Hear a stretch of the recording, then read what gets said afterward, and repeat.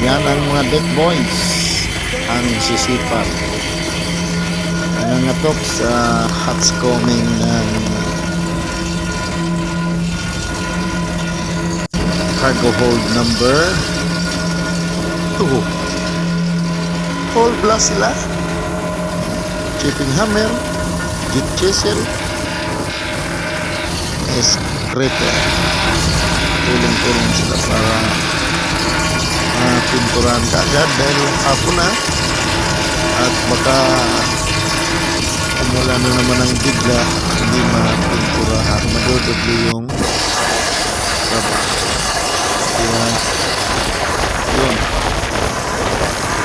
kumpul-kumpul sila dyan, parang sisi sama-sama para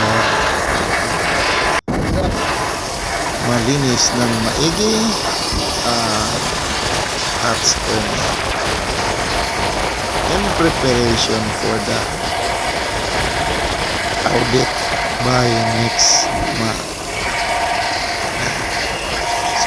Thank you for watching.